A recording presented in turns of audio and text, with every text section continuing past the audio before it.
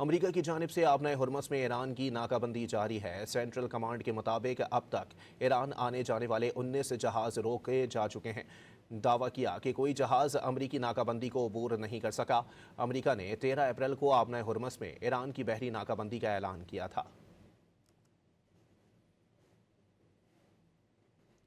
अमरीका की जानिब से आपने हुर्मुज़ में ईरान की नाकाबंदी जारी है। सेंट्रल कमांड के मुताबिक अब तक ईरान आने जाने वाले 19 जहाज़ रोके जा चुके हैं।